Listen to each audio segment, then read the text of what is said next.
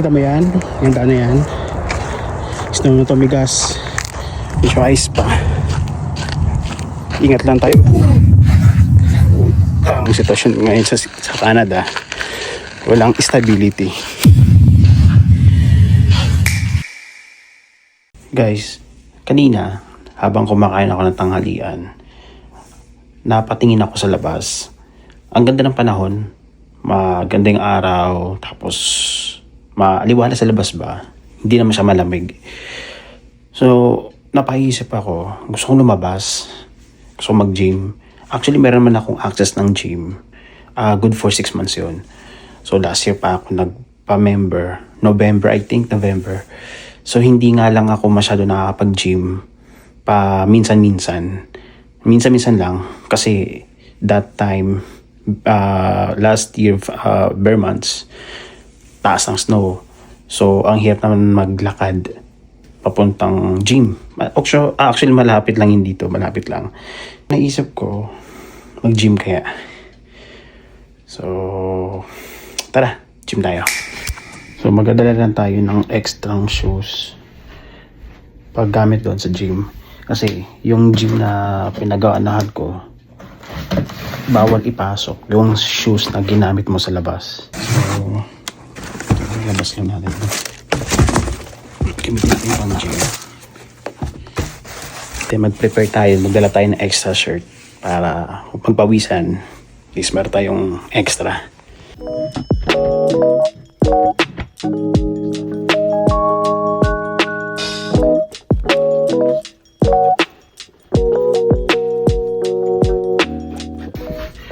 Okay, so mag-base lang tayo saglit.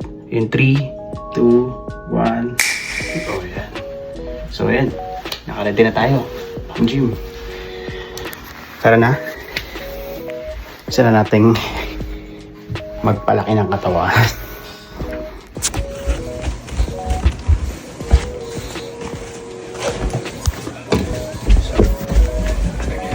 Ay, sama ka. Mag-gym ako. Tara na.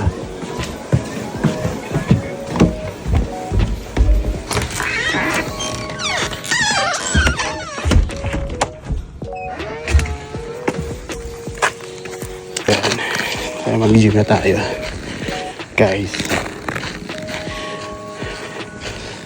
Kung napapansin nyo, kung napapanood nyo yung sitwasyon ngayon sa Canada, walang stability. So, priority muna natin yung ipon natin, guys. So, ito, pakita ko sa yung daan pala.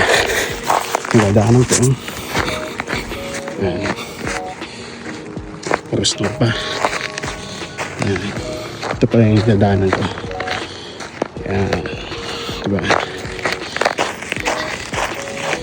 So, okay na siya maglakad kasi hindi naman na ganun kataas yung snow. Hindi na ganun kataas ang snow. Then, matigas na yung karamihan sa dinadaanan. Hindi gaya noon na malambot pa yung snow. So minsan pagka galakad kami dito, maabot ng hanggang tuhod, binti. Kaya talaga buong winter halos nasa bahay ka lang, unless na lang kung may bibiling ka sa labas, yun lang. Pero yung gantong gala-gala, wala. Guys, kung napansin nyo, yung dinadaanan ko is puro ice. Ito. Yan. Ice yan. So diba ito matubig. Ngayon maulan. Maaraw. Tapos natunaw yung mga snow, mga ice. Then paggabi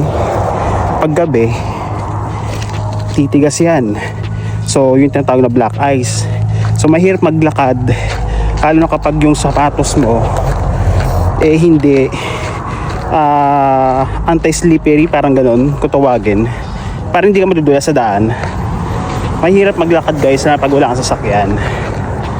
So yan, kaya minsan tinatawag namin na ganito maaraw, walang snow o malinis ang daan. Dito ako nag-gym.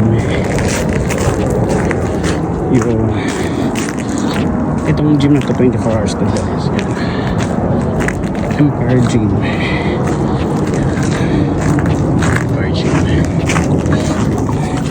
Kunin lang natin yung susi natin. Yan. Yan.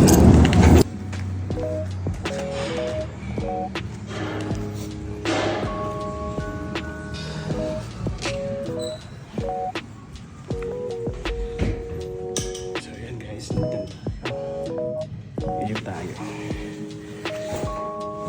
So dito marami pwedeng mag-gym. Ito ibang lahi. May puti, Canadian, Indian, Filipino. So yung mga pwede lalaki, pwede babae. Dito 24 hours to 24 hours tong open. So anytime pwede ka pumunta dito. Anytime. So yan. Bibis muna tayo. Mga sapatos.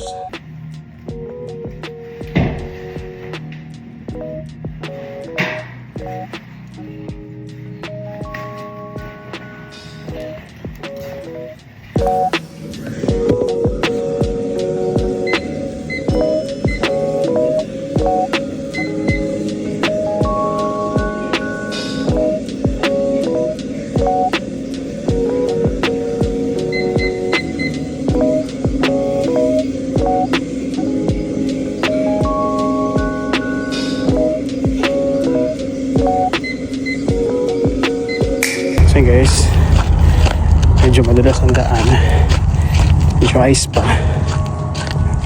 ingat lang tayo.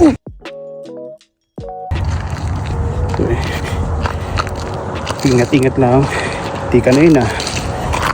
Sheesh. Ingat lang. Kita mo yan, yung daan na yan, snow yan. Snow na tumigas kasi yan. So ingat ka dyan, lalo pag ang sapatos mo yan, dulas yan, diba? Kung ayaw mong pumalakda dito,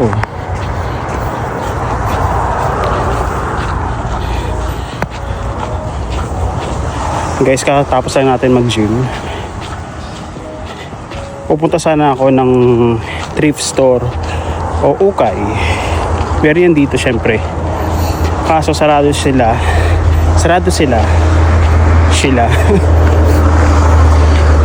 Ay, tulog po, sipon pa. Sarado sila sa kadahilan ng hindi ko alam bakit.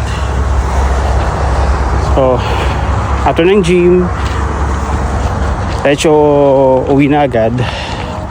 At yung labahan ko na kahapon ko pa na isa lang sa dryer, nalimutan ko ng isa ay tanggalin.